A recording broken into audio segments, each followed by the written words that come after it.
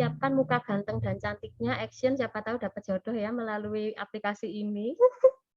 Oke anak-anak, kita akan mulai pelajaran di hari ini. Pelajaran hari ini adalah tentang hidup beriman dan berpengharapan. Saya minta tolong kalau nanti ada pertanyaan dari saya, tolong anak-anak untuk segera menjawab. Nggak perlu ditunjuk. Buka langsung mic-nya, langsung menjawab pertanyaan dari saya. Ngerti ya? Oke. Hidup beriman dan berpengharapan.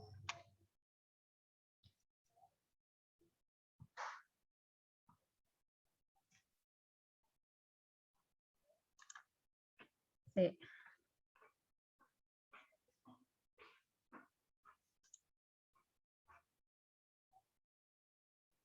Tunggu ya, sebentar.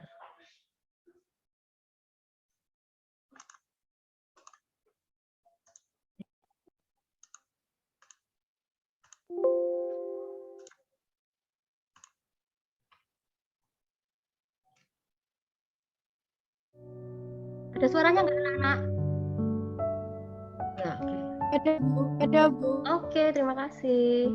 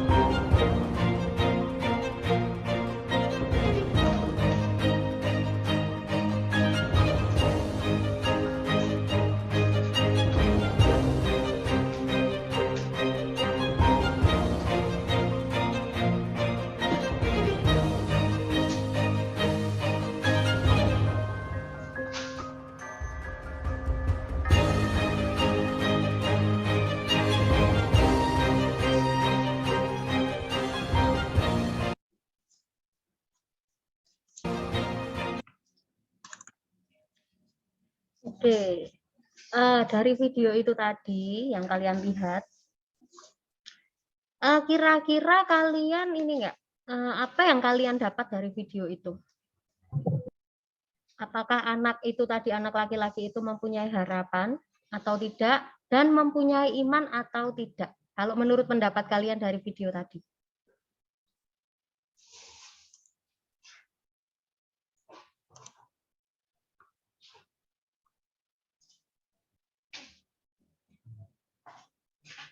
Diva. Aku? Oh iyalah, siapa?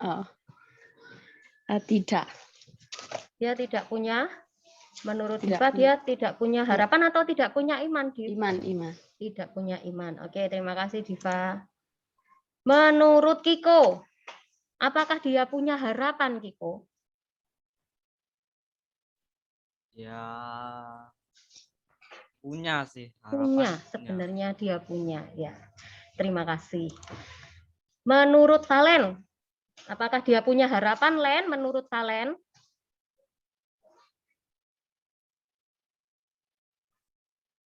Len?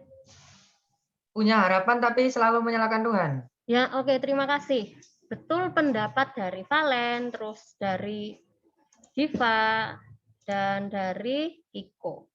Dia sebenarnya punya harapan, tapi dia itu kurang beriman kepada Tuhan, sehingga dia itu menyalahkan Tuhan. Ya. Itu poin yang pertama. Sekarang, di pelajaran bab 1, masih ingatkah kalian tentang pengertian hidup beriman? Hidup beriman itu hidup yang penuh apa sih? Hidup beriman itu, Moses Adi, ingat nggak? Hidup beriman itu apa toh Moses? Hidup yang penuh dengan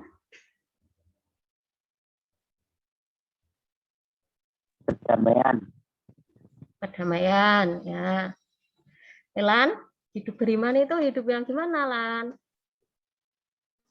Penuh dengan kasih dan kepercayaan. Penuh dengan kasih dan kepercayaan. Oke. Mosa, hidup beriman itu hidup yang penuh dengan apa sih, Mosa? Penuh damai sejahtera. Penuh damai sejahtera. Oke. Jova, iman itu apa toh, Jova?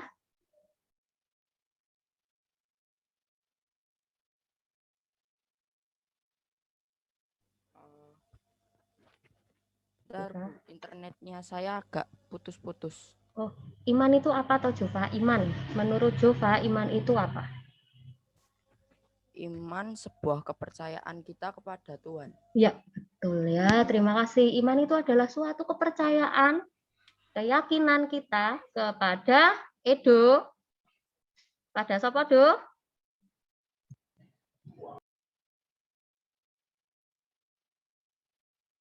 Kepada Tuhan. Edo hilang. Ya. Apa yang jadi harapanmu saat ini? Setiap manusia pasti punya harapan.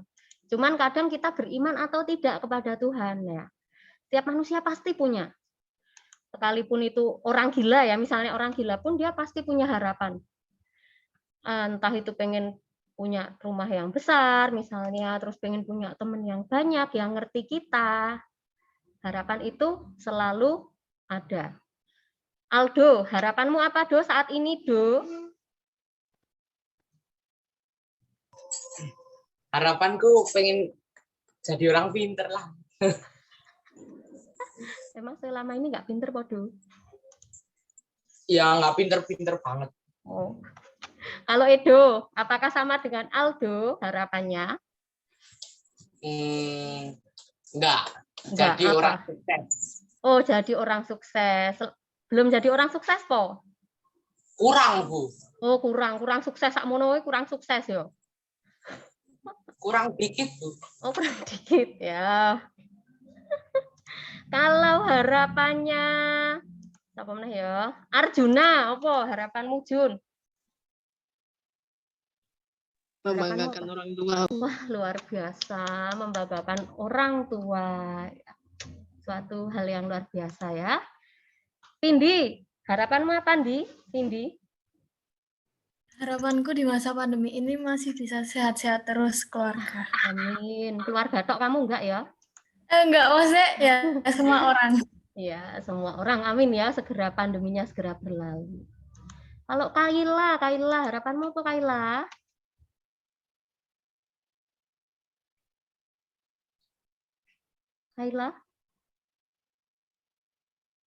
Kaila hilang. Pimala, harapanmu apa Pim?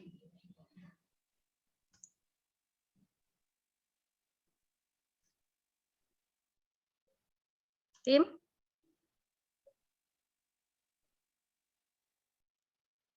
Kok hilang? Ini dengar suara saya enggak ya?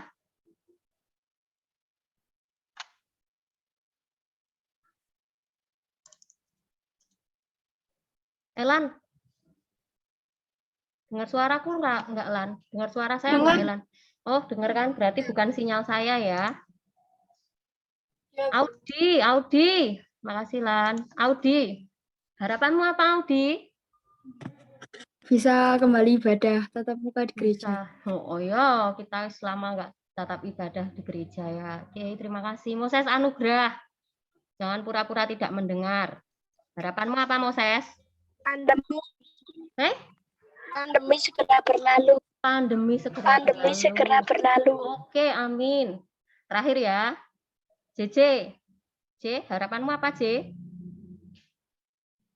Tidak malas, Bu. Wah, tidak malas. Amin. Itu tak amin ke amin paling banter. Amin. Semoga tidak malas ya. Apa harapanmu? Ya, semua orang pasti punya harapan. Tapi harapan itu tinggal kita wujudkan atau tidak. Kita beriman atau tidak dengan harapan itu. Lanjut ya. Sekarang kita masuk ke pengertian hidup berpengharapan. Hidup berpengharapan adalah hidup yang mempunyai impian dan keinginan supaya menjadi kenyataan. Ada harapan yang cuman berlalu aja, harapanku aku pengen kurus. Tapi ya cuman itu aja, wis cuman ngomong tok. Tidak dengan usaha, tidak dengan iman misalnya. Ada juga orang yang pengen berusaha membanggakan orang tua, terus dia berusaha selalu belajar dengan baik, dia mentaati perintah orang tua. Nah, akhirnya semua harapannya itu bisa terwujud. Tergantung orangnya mau mencapai harapan itu atau cuma tinggal omongan aja, harapan ya harapan. Sampai sini ngerti ya? Ngerti pengharapan? Tadi sudah. Kalau menurut Martin Luther, itu adalah Bapak Reformasi Gereja, mengatakan bahwa segala hal yang dilakukan di dunia dilakukan oleh harapan. Jadi setiap orang bangun tidur pasti punya harapan. Hari ini aku pokoknya pengen selesai. Harapanku selesai, tugasku semuanya. Hari ini aku bisa melakukan kegiatan apapun dengan badan yang sehat. Nah, itu namanya harapan. Jadi apapun yang kita lakukan itu semua adalah karena harapan kita. Terus menurut Samuel, harapan adalah kebahagiaan utama yang dapat dicapai oleh dunia ini. Jadi salah satu kebahagiaan. Tadi harapan sudah adalah impian yang menjaga manusia dengan gigih mempertahankan hidup dan merencanakan hidup yang akan datang. Bentuk pengharapan, yang pertama, kalau orang berharap itu jangan bimbang, tidak bimbang ya. Dia tetap ada pengharapannya, tetap ada impiannya, terus pikirannya positif, dia melakukan perbuatan baik, dan pengharapan itu tentunya berasal dari Tuhan. Isinya adalah, jadi Tuhan itu adalah pengharapan terbesar kita. Jadi tanpa Tuhan sebenarnya kita bukan apa-apa, kita nggak bisa apa-apa. Jadi isi pengharapan kita yang utama adalah Tuhan itu sendiri, karena dia adalah sumber pengharapan. Wujudnya melibatkan hati dan pikiran, tidak mengecewakan, memampukan untuk melihat yang terbaik. Jadi apa yang kita lihat, apa yang kita pikirkan, semuanya itu yang baik-baik, itu orang yang penuh dengan harapan. Sekarang yang pertama minta tolong ya dibaca sama Musa. Tokoh Alkitab yang berpengharapan, Musa minta tolong. Tokoh Alkitab yang berpengharapan, pertama Hana berharap punya anak. Tuhan memberikan anak luar biasa. Ya, kalian tahu Hana? Hana itu istrinya Elkana. Elkana itu punya 2 istri, Hana dan Penina. Ya, 2. Penina ini sudah punya anak, tapi Hana itu belum punya anak. Terus Hana itu minta sama Tuhan, berharap dikasih anak, supaya anak itu nanti dipersembahkan ke Tuhan. Dan akhirnya Hana punya anak yang luar biasa yang bernama Samuel. Itu ya ceritanya itu. Terus yang kedua, minta tolong Valen, dibaca Len.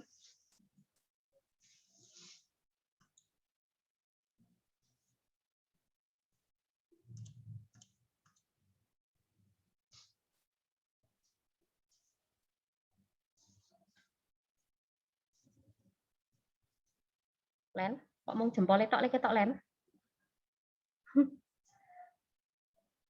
Tolong dibaca Len, yang kedua Len. Simeon yang berharap kedatangan Mesias. Ya, Lukas terima 2 kasih. Ayat 25. Oke, terima kasih Valen. Simeon itu adalah orang yang tidak bisa, yang nggak mati sebelum ketemu Tuhan. Jadi dia itu berharap kedatangan Tuhan. Dia datang saat kelahiran Tuhan Yesus, menyaksikan kelahiran Yesus itu. Jadi Simeon itu orang yang terus berharap kedatangan Tuhan untuk memulihkan daerahnya saat itu. Yang ketiga, minta tolong Yohanes Septian. Dibacakan Yohanes.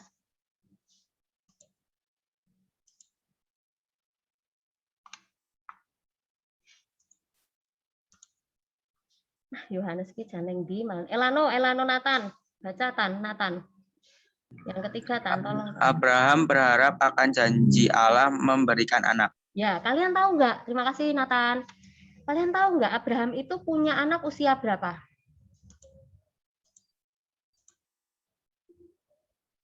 Nggak tahu? Nggak tahu. Apakah usianya waktu saat masih muda dia punya anak? Tidak. Apakah saat usianya tua punya anak? Ya, jadi usia Abraham itu 100 tahun, dia punya anak. Bayangke. Kakekmu usianya berapa? Nah, ini ceritanya Abraham itu kayak kakek-kakek lagi punya anak gitu loh ya. Nah, tapi dia tetap pegang janji Tuhan, dia tetap berharap sama Tuhan. Akhirnya Tuhan memberikan anak yang bernama Ishak. Yang keempat, minta tolong Masya, dibaca Masya. Masya apa Aurel, terserah. Daud selalu berharap pada Tuhan, apapun yang terjadi melibatkan Tuhan. Terima kasih Aurel. Terima kasih Masya juga yang sudah mendukung ya. Daud selalu berharap pada Tuhan, apapun yang terjadi selalu melibatkan Tuhan. Baik dalam perang, dia mau memberi persembahan, dia itu berharap sama Tuhan. Yang tokoh terakhir, tolong dibacakan Sekar. Yang ini.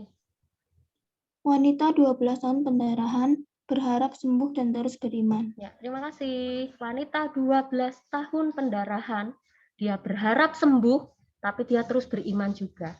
Akhirnya yang dia lakukan apa waktu Tuhan lewat? Yang dia pegang apa? Untuk bisa menyembuhkan pendarahannya. Jubah. Jubah, pinter. Dia pegang jubah Yesus yang akhirnya 12 tahun pendarahannya itu sembuh. Bayangkan, 12 tahun pendarahan keluar tanpa henti. Kita bisa bayangkan pasti lemes ya. Terus pasti kan ya risih. Tapi dia terus berharap sembuh. Akhirnya dia pegang jubah Yesus dan dia sembuh. Jadi iman dan harapan itu berjalan beriringan. Jadi kalau kamu punya harapan, kamu harus punya iman. Harus selalu dekat antara harapan dan iman. Lanjut, Ibrani 11 ayat 1. Minta tolong dibacakan Elan. Iman adalah dasar dari segala sesuatu yang kita harapkan dan bukti dari segala sesuatu yang tidak kita lihat. Ya, betul. Terima kasih Elan. Iman itu dasar dari segala sesuatu yang kita itu mengharapkan apa? Ya, kita harus didasari dengan iman. Dan iman juga itu nanti yang membuktikan bahwa apa yang kita tidak lihat itu akan terjadi. Jadi semuanya itu harus didasari dengan Diva apa? Dengan iman. Betul, semua harus didasari dengan iman. Sampai sini ngerti? Paham? Paham, Bu. Ya, alhamdulillah. Astagfirullah. Astagfirullahaladzim. Aku jatuh. Oh, Oke, apa pesanmu setelah melihat gambar pohon itu? Ceritakan. Iman tanpa perbuatan hakikatnya adalah mati. Kamu lihat sekarang pohon ini. Kira-kira pohon apakah ini?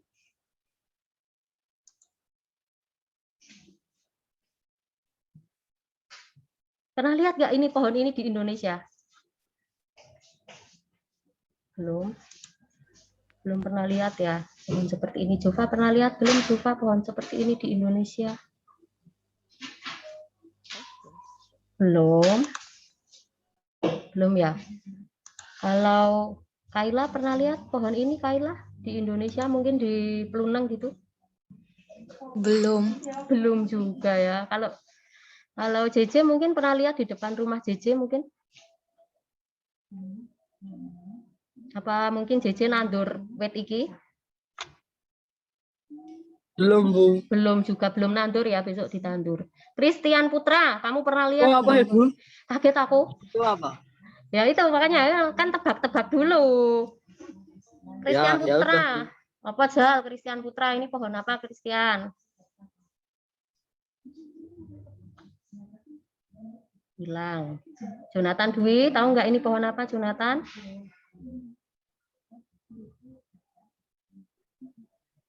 Saya jelek, Bu. Hah? Pohon jelek? Kok pohon jelek? Oh, sinyalnya yang jelek. Astaga, ya. Maaf. Ya, kalau kalian belum tahu, tak kasih tahu ya. Ini adalah pohon sesawi. Kira-kira bijinya besar apa kecil ya?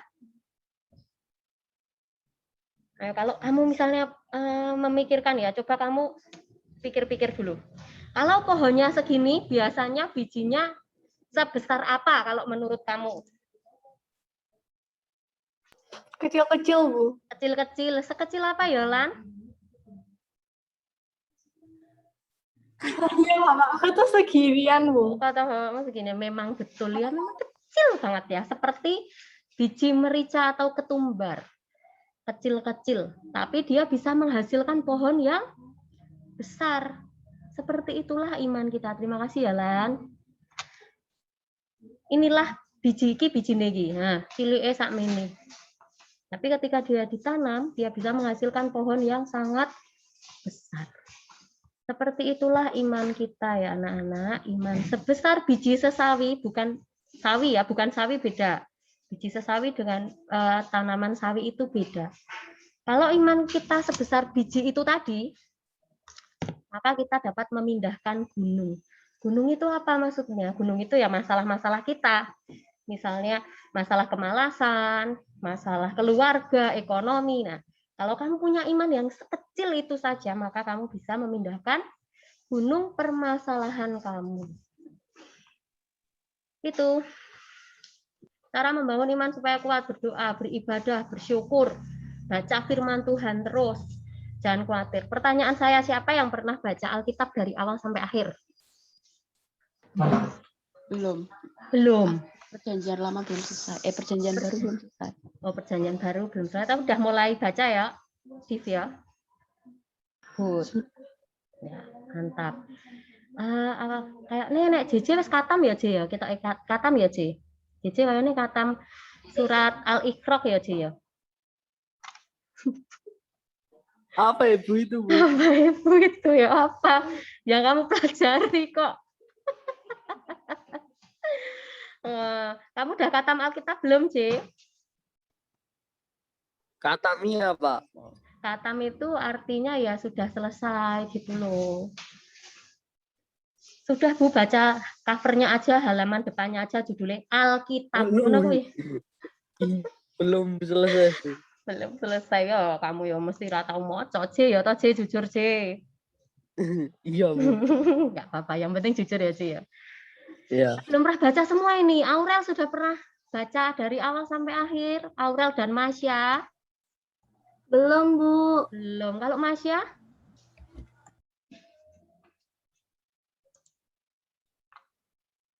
Masya sudah baca Alkitab juga? Belum juga, nggak apa-apa.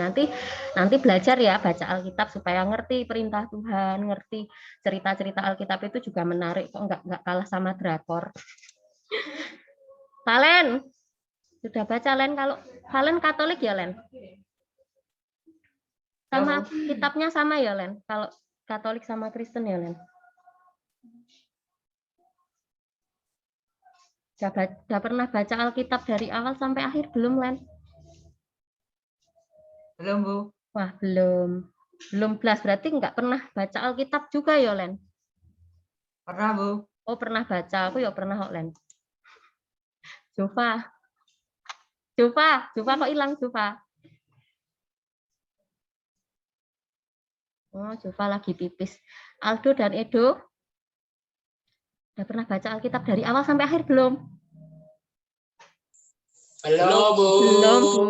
Ya, oke. Berarti semuanya belum. Jova ya belum ya, Jo?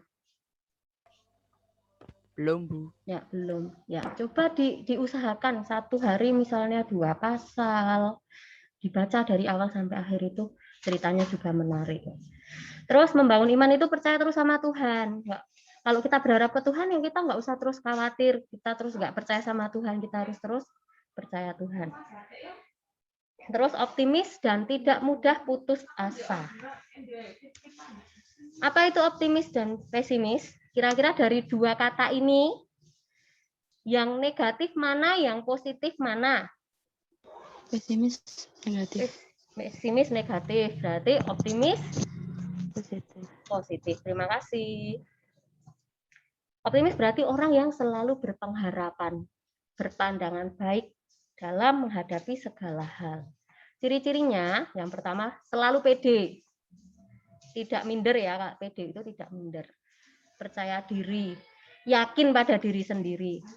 Terus, yakin bahwa segala sesuatu itu mendatangkan kebaikan, karena segala sesuatu itu berasal dari Tuhan, jadi mendatangkan kebaikan. Terus, orang optimis itu selalu punya harapan. Ya, harapannya yang baik-baik. Selalu berpikiran positif juga. Contoh di Alkitab. Yang pertama tadi Hana ya. Hana itu selalu optimis. Dia akhirnya Tuhan memberikan yang dia harapkan. Tadi anaknya Hana namanya siapa?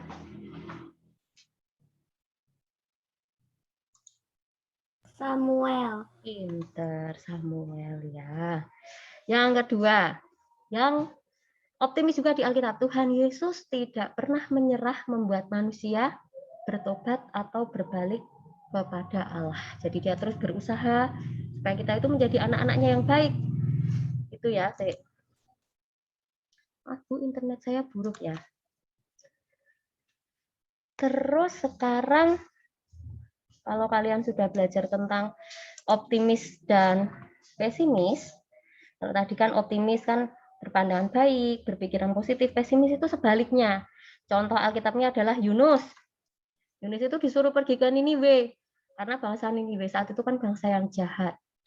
Dia disuruh pergi ke Niniwe, tapi dia malah pergi ke Tarsis karena dia itu takut kepada bangsa Niniwe. Kan dia kan disuruh Allah untuk menobatkan bangsa itu. Nah, tapi dia takut nanti kalau bangsa itu nggak percaya terus memusuhi Yunus. Akhirnya dia pergi ke Tarsis. Harusnya ke Niniwe, malah dia ke Tarsis. Yang kedua, Simon Petrus berjalan di atas air. Dia ragu, kemudian jatuh. Harus bagaimana jika kamu sudah menjadi orang yang optimis? Yang pertama, tetap mengandalkan Tuhan. Ya, jadi apapun kekuatanmu ya pokoknya yang paling besar itu Tuhan ya. Yang kedua, tidak merasa diri itu selalu benar. Pokoknya aku yang paling benar, kalau kabeh salah. Tidak seperti itu. Terus yang ketiga, tidak sombong. Oh, aku loh optimis, kowe iki pesimis ya, tidak. Tapi harus terus mengandalkan Tuhan. Percaya diri boleh, tapi nggak usah sombong ya. Terus tetap rendah hati. Jadi nggak usah meninggikan diri. Bagaimana jika pesimis? Nah, jika pesimis itu jangan minder, tetap bersyukur karena Tuhan itu pasti memberikan kelebihan di balik kekuranganmu. Selalu yakin. Nah, sekarang ya, Rike. Kelebihanmu apa kok? Kekuranganmu apa? Kelebihanmu apa? Kelebihan. Oh. Ya, Biasa cuman main gitar tuh. Iya, biasa cuma main gitar ya, nggak semua orang bisa main gitar loh. Itu Iya. kelebihan yang luar biasa. Kekurangannya apa? Kira-kira kamu masih punya kekurangan? Ya males tuh. Males-males belajar, maksudnya males berlatih gitar gitu. Ya kadang males, kadang mau. Oh, kadang males ya, itu namanya kekurangan ya. Oke. Kalau apa mana ya sing urung tak tekoni ya. Indi wes ding. Ya apa-apa lah. Indi, kelebihanmu apa, Ndi? Kelebihanmu apa, Ndi? Kekuranganmu apa, Ndi? Kelebihanku Oke ya, jadi bingung ya, Ndi. bingung. Pinter, kelebihannya pinter ya. Amin. Amin. Terus kekuranganmu apa? Kekuranganku masih sering males. Masih sering malas juga. Oke. Kita biasanya gampang ya menyebutkan kekurangan kita, tapi kelebihan kita itu kita kadang susah menyebutkannya, takut dikira sombong atau belum menemukan kelebihan apa yang ada dalam diri kita. Kalau Moses Adi, kelebihanmu apa, Moses?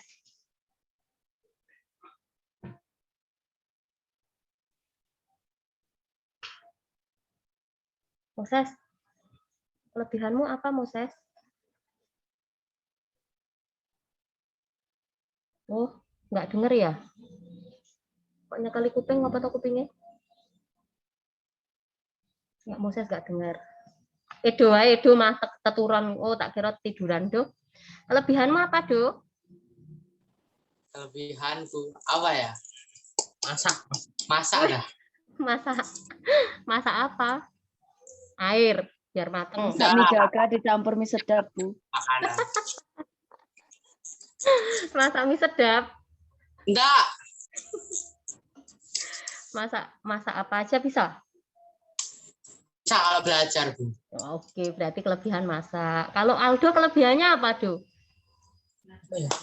Merawat. Ngerawat? Merawat badan? Hewan. Oh, hewan. Merawat hewan. Hewan apa, Do, yang kamu rawat? Oh, cupang itu ya? Cupang. Banyak, Bu. Oh, banyak. Macan juga ada ya, Do ya? Ada. Serigala juga ada. Kalau kekuranganmu apa, Aldo dan Edo? Ganteng.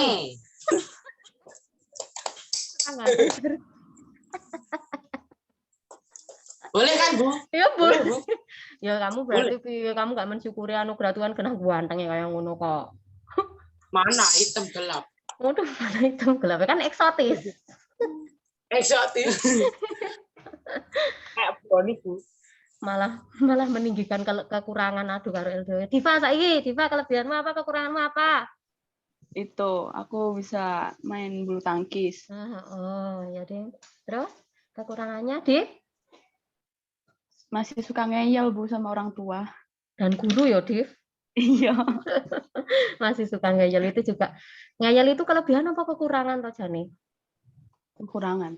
Tapi kalau ngeyel buat apa ya, nentang yang nggak baik ya itu kelebihan juga bisa. Oh ya, bagus. Kalau ngeyel untuk kebaikan boleh ya, tapi kalau ngeyel karena merasa diri paling benar ya itu yang kurang tepat ya. Oke, tapi nggak apa-apa, menyadari kekurangan itu ya baik. Jonathan Dwi Setiawan. John, ngomong John. Jonathan kita mau orang ngomong meneng ae. Jonathan.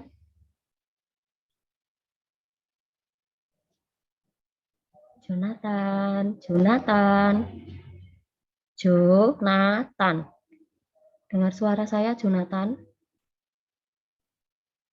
Sinyalnya berarti. Siapa ya? Iki ya. Satu lagi ya, Jova. Kelebihanmu apa, kekuranganmu apa, Jova? Kaget, Jova. Renang, Bu. Renang gaya apa? Gaya dada, bar nyemplung dada-dada. Enggak, semua bisa. Oh, semua bisa, luar biasa. Terus kekuranganmu apa, Jova? Kalau kekuranganku paling kadang nggak fokus, terus agak males sama gampang bad mood. Mosok males, kena sergep yang ngono kok. Ya di balik Menurut itu dia semua kan sendiri. ada malesnya Oh juga. iya, oke berarti ya kadang males, terus apa bad mood, terus apa mana sijine mau Cuk?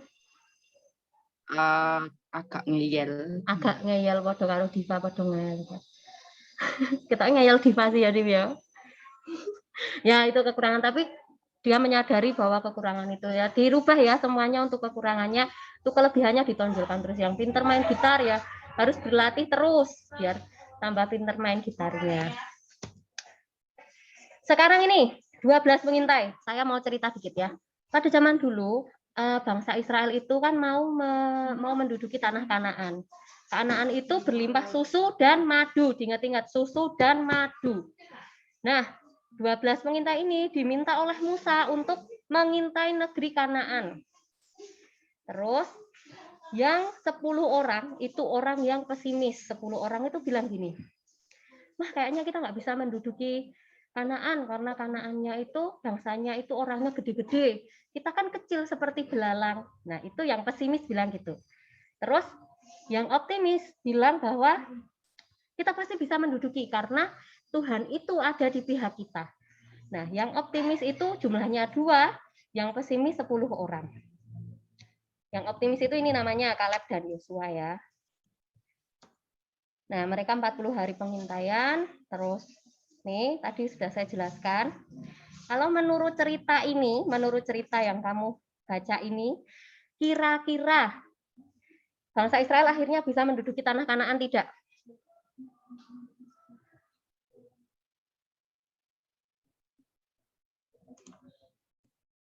Bisa enggak? Kira-kira menurut kamu, enggak usah takut salah. Menurut kamu kira-kira bisa enggak bangsa Israel itu merebut tanah Kanaan? Bisa. Bisa. Menurut Elan? Bisa. Bisa. Menurut Valen, Diva, dan Musa? Bisa. Diva? Bisa, Bu. Bisa. Yang Valen? Bisa, Bu. Bisa. Padahal jumlah yang pesimis tadi berapa tadi? 10 orang. 10. Yang optimis berapa? Cuman 2. Cuman 2. Tapi kenapa dia bisa menduduki tanah Kanaan? Atas pertolongan siapa? Atas pertolongan? Atas pertolongan siapa? Ayo.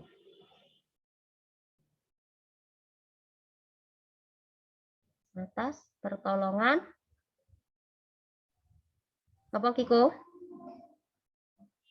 Bimala weh. Tim? Atas pertolongan siapa, Pim? Dia bisa menduduki tanah Kanaan, Pim. Pertolongan Tuhan, Bu. Ya, walaupun cuma 2 orang saja yang optimis dan 10 pesimis, tapi saat mengandalkan Tuhan, Tuhan itu ada di pihak kita. Jadi kita harus terus beriman kepada Tuhan. Oke, anak-anak, sampai sini. Apakah ada pertanyaan? Tidak ya? Ya, minggu depan ulangan. Babnya ini. Nanti di Classroom saya kirimkan link untuk apa namanya?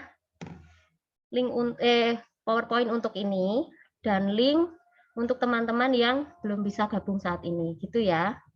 Sekarang kita tutup dalam doa. Minta tolong yang berdoa Moses Anugrah, masih ada enggak? Nah, Moses Anugrah berdoa Moses.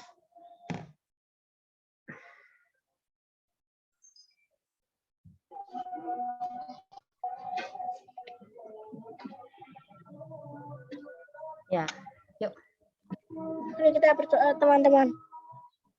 Tuhan, pada siang hari ini kami sudah selesai belajar Zoom PAK ya Tuhan. Hanya berkati kami semua ya Tuhan. Lindungi dari mara bahaya dan berikanlah kesehatan kami ya Tuhan. Haleluya. Amin. Amin ya. Terima kasih Moses Anugrah. Terima kasih anak-anak. Sehat selalu ya. Tuhan memberkati. Ya, Terima kasih, boleh Bu. ya sama-sama. Amin. Terima kasih. Makasih, Bu. Ya, sama-sama. Ya. Bu, Makasih, makasih ya, Bu. Bu. Iya, cah gontong.